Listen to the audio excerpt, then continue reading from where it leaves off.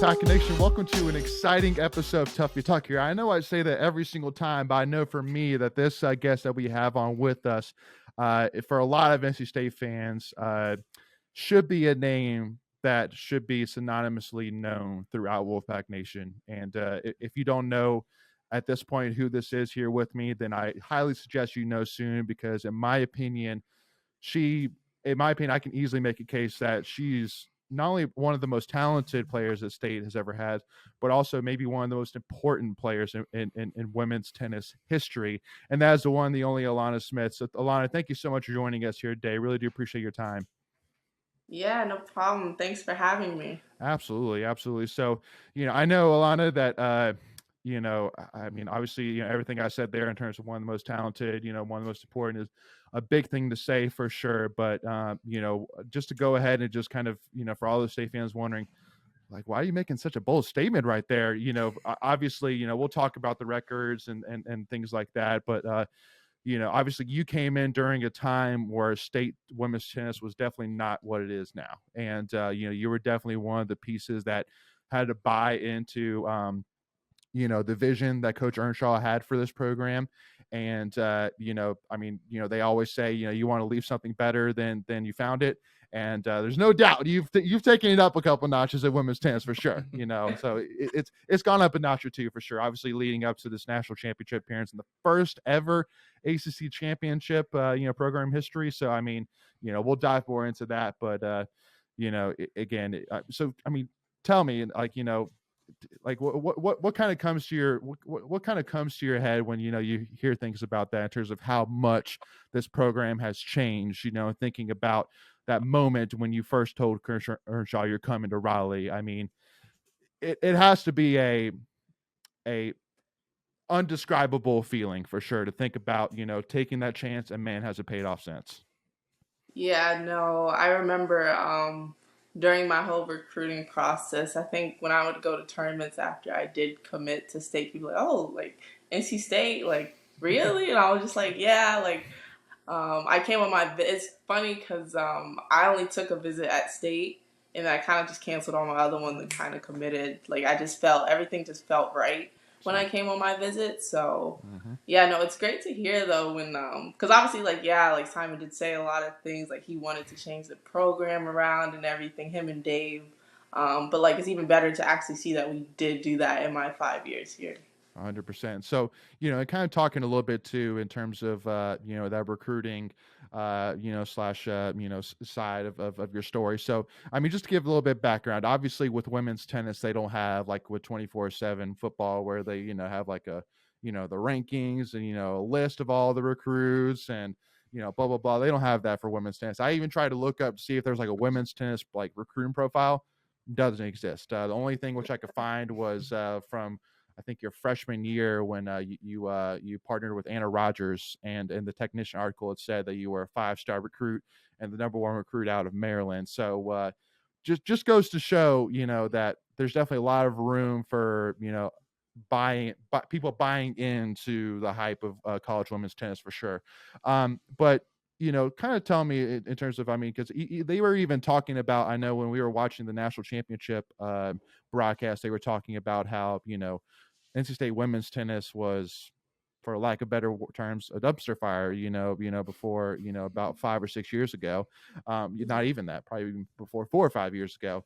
And, and so kind of talk to me, because I mean, obviously, Debbie Yao, I remember that when Coach Earnshaw kind of gave a hats off to Debbie Yao for giving him an opportunity to come to NC State, that one thing she said is that, yeah, I mean, it's a head scratcher to wonder, just because he was successful at Division II means that he can't be successful at Division I. I mean, a guy who won 9 national championships at Division II. I mean, I don't necessarily know why other people, waited to pull the trigger, but I'm glad that we got him. So, I mean, kind of talk to me in terms of how much of, Coach Earnshaw and that, I mean, did you obviously you bought into him and his resume fairly quickly. Did you kind of see that diamond in the rough just like Debbie Yao did? Yeah, no, it's definitely when I for sure came on my visit. Him and Dave kind of just told me about like my game and how they could help it and just help improve it. And honestly, I think they kind of were like correct with everything, and they kind of did do what they said that we were going to do from when I first got here. Like I think I've definitely improved in my 5 years here. Oh, for sure. So yeah, no. Yeah. And kind of tell me in terms of, I mean, what were some of the big goals that, I mean, that Coach Earnshaw had, talked about? I mean, like, did he have, like, was he talking to you about, compete for, being winning national championships? Like, did he have that vision from the get go when you first started talking with him?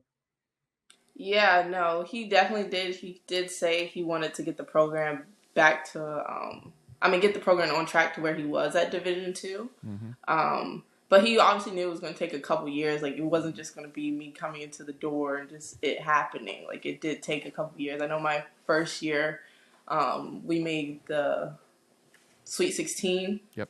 And that was even like at the time like amazing. I think it was the first time in NC State history we made Sweet 16. So like Yeah. we kind of just been every year just been improving just, and that's basically what he said. He was like, it's not going to be a 1 year fix. Like it's definitely going to take some time. And do you Yeah. just want to be along the ride? And I was just like, yeah. Yeah. Yeah. I think it was his first year. I think we won one conference match, and Yeah. so it's pretty crazy the turnaround. No, the turnaround's crazy. What have you seen the most in your game that's improved since at your time at NC State? With my game, probably just learning how to like play, like to like actually know what to do on the court with like directionals and figuring out what to do at certain points in time, when to take risks, when to not take risks, and certain things like that. Like there's a lot of little things that I just kind of felt I needed help with, like those things. Like I feel like I was maybe at certain times being too aggressive and didn't understand which key, like when is it important to do it, when is it not important, and stuff like that. Yeah. So kind of help me to, Alana, you kind of peel back an onion here as well, because I know you had kind of said that Coach Earnshaw told you it was going to take a couple of years to really build up the program, bring in, the talent needed in order to compete at the highest level, to build around you. And so being such a highly touted recruit, I mean, first of all, tell me, what were some of the other schools that you were recruited by? Honestly, it was a lot of like the ACC schools, a lot of the East Coast schools. I think Miami, Georgia Tech, Syracuse. Was UNC going after you? I don't think so. No, Okay. I don't think I talked to UNC ever. No. Interesting. You wouldn't. You No, wouldn't yeah, have no. gone there I think anyways, NC State was the right? only school in North Carolina I really talked to. I think, yeah. Okay. Cool. Like Stanford or Iowa State or any of those reach out to you as well? Some of the East big Coast, guys? it was kind of the only one I kind of really talked was USC. Hmm. Southern Cal, I talked to them for a little bit. Okay. But yeah, everyone kind of, it was weird because like I really, with like the school stuff, I kind of let my mom kind of handle a lot of that. Cool. And, but like the one thing that kind of just like stood out was like Simon was very persistent with his. I think him and my mom did talk like every day for like a year.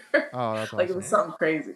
So Well, he was very persistent in the recruiting process, I would say. well, and that And was it was funny basically because when I first was getting recruited, it was Gina who was the assistant coach, and then Dave came. I remember Dave came to a tournament. I was like, oh, I didn't know you were this. Like, I was like, what happened? He was like, oh, like I'm new here. I was like, oh, okay. So then I talked to Dave for a little bit out in California. It's funny. He'll probably say I didn't say any words. I probably didn't. I was really shy back then. So that's okay. Hey, that's what's up. And yeah, I mean, because that kind of builds off, really the question, which I think is the most important one here, which I wanted to kind of make sure we peel back that, layer the onion on, which is, again, Coach Earnshaw said it was going to take a couple years to, to build up. And with you being such a highly touted recruit, it had to have been like, there had to have been something that really made you confident, and you kind of talked about it, the relationship, but also to the persistence that Coach Earnshaw had. Is there anything else that you would kind of attribute to really kind of helping you really feel super confident that come your sophomore year, junior year, that you're going to be competing at that highest level nationally? Anything else you kind of attribute to?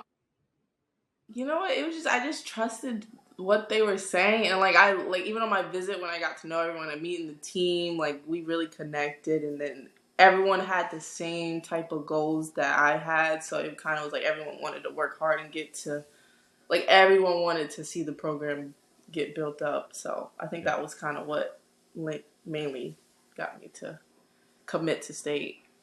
Gotcha. Yeah. No. Okay. Cool. So, kind of talking about, being from Maryland originally, and coming to Raleigh. What was your original reaction when you had come to the Raleigh area? I mean, did you like it? Did you enjoy it, or did it take a little time to adjust? No, I actually enjoyed it. It's honestly kind of similar to Maryland. I don't know if you guys ever been to Maryland. Like, it's not that big of a difference for me, especially where I lived. I kind of live in the suburbs of Maryland, so like being in Yeah. Raleigh, kind of like Cary is kind of like Same. almost like it's really nice. And it's kind of the same vibes. That was good. I also didn't want to be too far from home, so that was another big factor. Like Raleigh's only like a 4 hour drive for me to come back to Maryland, Gotcha. Okay. so that's why I kind of like all of those. Yeah, cool. Yeah, that's good to know. And kind of talking about your first years as well. One of the most, I guess, the first place where your name really started to pop up was when you got paired up with Anna Rogers, and you guys were at one point ranked as the number one doubles duo in the country. Went 20-2, was just killing it. Would you attribute that a lot to, I mean, just the leadership that Anna had? It seemed like from what I was reading that you guys definitely had that chemistry for sure. And then kind of a piggyback off of that is that since she was such a senior player and you were a newer player, when the roles were reversed with you and Diana this year, did you kind of see some similarities where you kind of took over the Anna role and then Diana kind of was what you were at that time? Yeah, no, Anna definitely was. It was definitely fun my first couple years because even with the COVID situation, she got to stay for another year, so it was kind of funny having to go like for.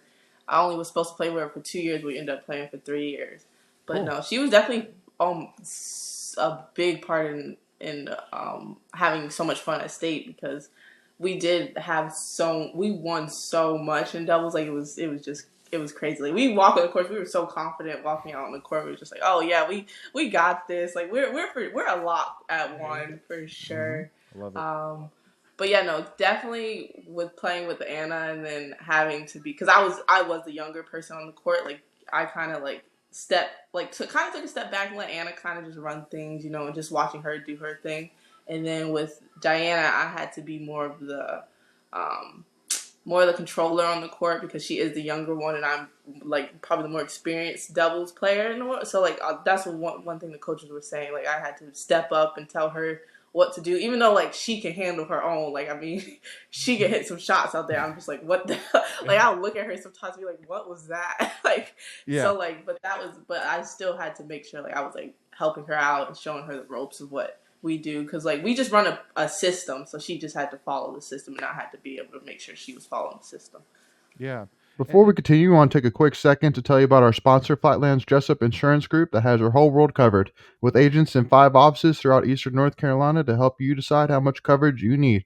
Offering policies for home and auto, recreational vehicles, commercial, crop, health, life, and employee benefits. They are able to combine options to find a comprehensive solution that works for you.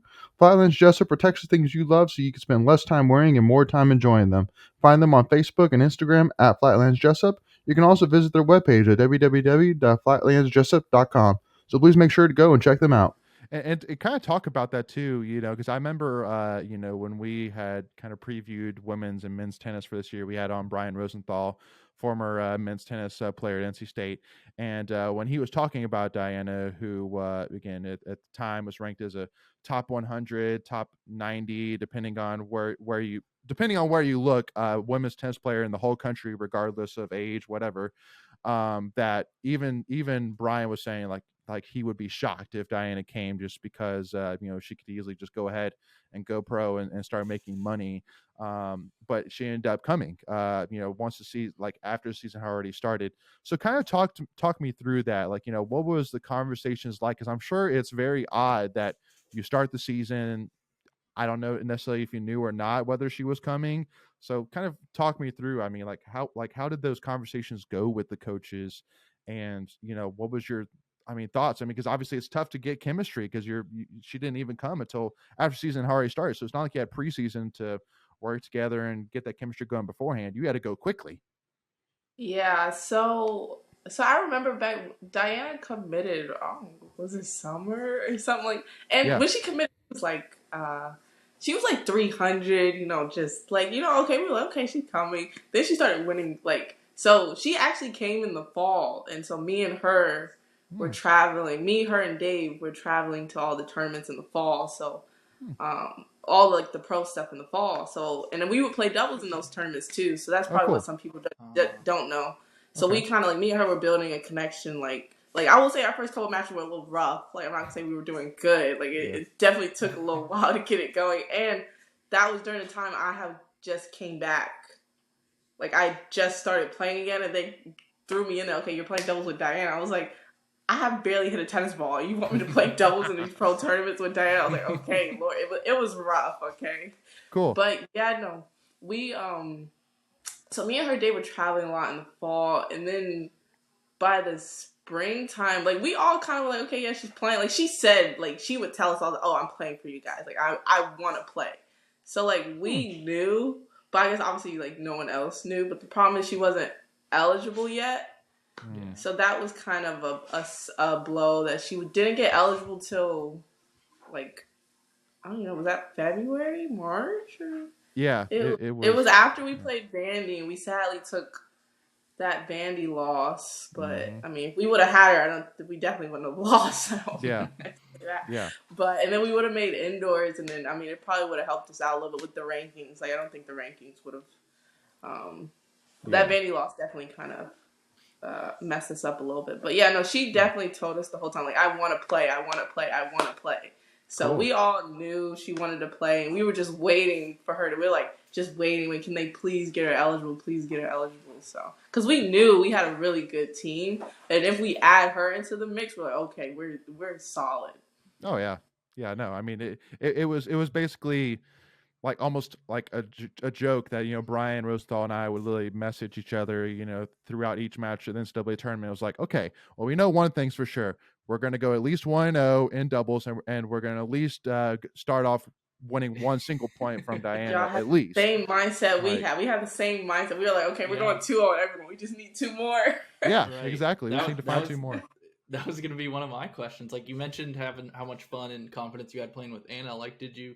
It seemed like you had that kind of carried over into this year with you and Diana, because yeah, you could pretty much just bank on, okay, Alana and Diana are gonna win one match. You just got to win one of the other two. We just be one of the others. No, yeah, Yeah. we definitely were thinking that. Me and Diana played pretty good together, so we knew. I think we only lost two matches this year, and the two matches we did lose, we just played awful. So we knew if we could just hit the ball in the court and play decent, we were like, okay, we have a good chance of Right. winning.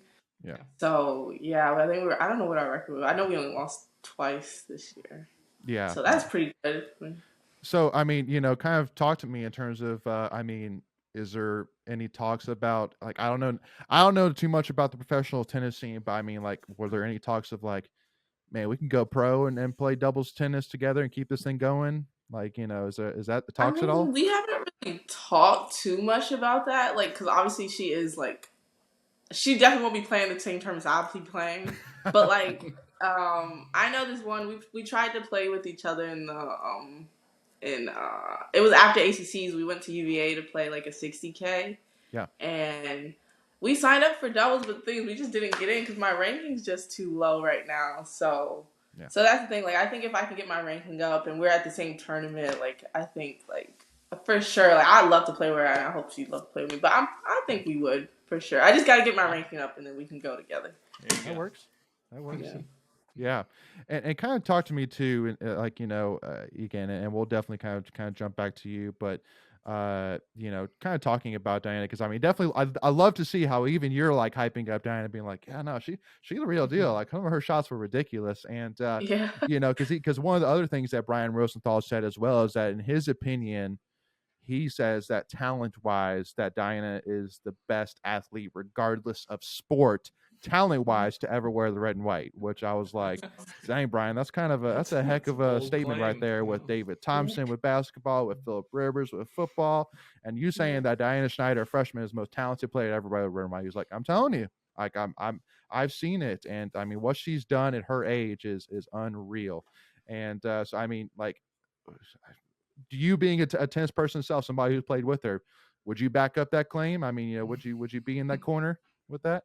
I mean, shoot. I mean, yeah, I'll be in the corner. Yeah, I mean, it's tough for all sports, but definitely for tennis. Like, yeah, I mean, she's Yeah, just like the tennis, things she no can do on doubt. the court is just it's crazy. Like, trust me, we practice with her, and there's some things she does at practice where I'm like, what? What yeah, was that? yeah. No, So absolutely. yeah, no, for Yeah. sure. Cool. Well, so again, so we're gonna take a pause right there. Oh, actually, you know what? Let me ask one more question. Like one of the funniest stories that I loved from this year was, I think it was the match. It was an ACC match. I think it was Virginia, where it rained and we had to go inside. And I remember watching. I was watching Diana's match, and inside. For those who haven't seen the match inside, basically the fans are on, instead of watching from up top, you're basically watching like right behind where the tennis players play. And I remember Diana was on our side, and at one point she made a mistake or something like that, lost a point or whatever it was, and she turned around, started cussing. I would assume cussing in Russian, and like, did you? Because I laughed. I like was like, what the heck? And I mean, so Yeah. did you chuckle at that at first, and did it take some getting used to? Like, how often would she do that Yeah, around you? no, she's so funny. The thing she Diana, she cracks me up because she'll say like she says a lot of like curse words in English, but like when you speak a different language, it doesn't have the same effect on you. Yeah. So she'll say it all the time, just throw out word, and it's the funniest thing ever. Like it's so funny, and I she's love like, it. "What's like?" Because I'm always laughing at her. She's like, "What's so funny?" I'm just like, "You're funny." But Yeah. yeah, she does it all the time. Like you Yeah. just take it, and then she just knows. She's just like she's not even cursing at this point. She's just saying words. I gotcha. That's awesome. All right, Wolfpack Nation. So for part two, we're gonna dive back into. I know we kind of went on a tangent there talking about Diana, but I really do want to talk about Alana and really her, her journey. Obviously talk about this season, this journey that we just got done with, and kind of her impact on the program and next steps for her. So to make sure you do not miss out on part two of that of that interview, make sure to hit that subscribe button, hit that notification bell, which is free to do, so you do not miss out on any of our new NC State Tuffy Talk content. And if you enjoyed this conversation, hit that like button. And also, too, Alana, we will as well. We will have in the description below all of the links to your social media as well. So, Wolfpack Nation, make sure to go follow Alana as she continues her journey through the pros and whatever comes next. Again, which we'll dive into here in part two. But make sure to tune in for then, and we'll see y'all soon. Go Pack, y'all.